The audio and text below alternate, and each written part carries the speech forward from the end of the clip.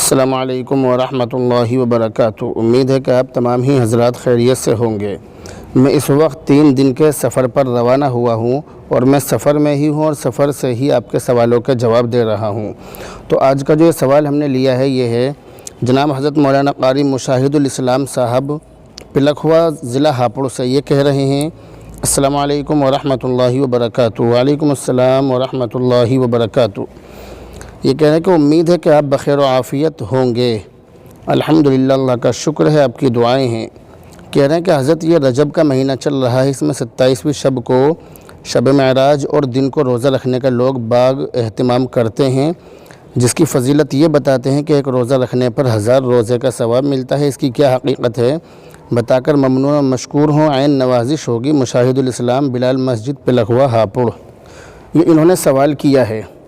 تو اس سوال کا جواب یہ ہے کہ یہ جو رجب کا مہینہ ہے یہ ان 4 مہینوں میں سے ہے کہ جن کو حرمت والا مہینہ قرآن کریم کے اندر کہا گیا ہے، جیسا کہ قرآن کریم کے اندر ذکر ہے منہا اربعۃ حرم، کہ ان میں سے 4 مہینے حرمت والے ہیں۔ تو رجب کا مہینہ بھی وہ مہینہ ہے کہ جو حرمت والا مہینہ جس کو کہا جاتا ہے، اور یہ حرمت والا مہینہ ہے۔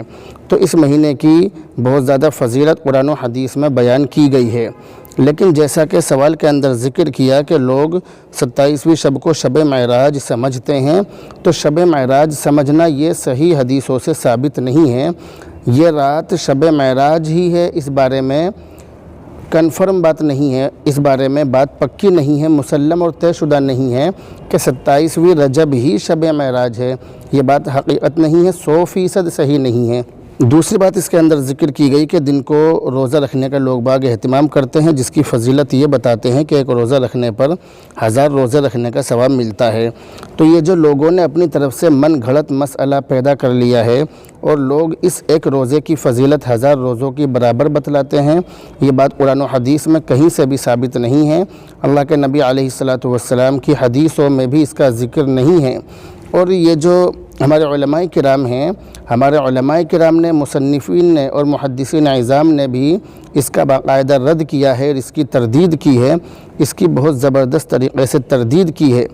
حضرت مولانا رشید احمد گنگوہی رحمۃ اللہ علیہ نے لکھا ہے کہ تبارک اور 27ویں رجب کا جو روزہ ہے یہ نادرست اور بدعت ہے، یہ درست نہیں ہے اور یہ بدعت ہے۔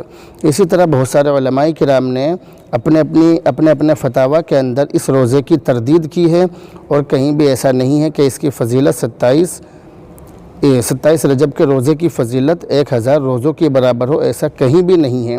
تو اس طرح کی چیزیں اپنی طرف سے پیدا کر لینا یا من گھڑت طریقے سے اس طرح کے مسئلے بنانا، مسئلے پیدا کرنا، یہ شریعت کے اندر غلو ہے، شریعت کے اندر حد سے تجاوز کرنا ہے۔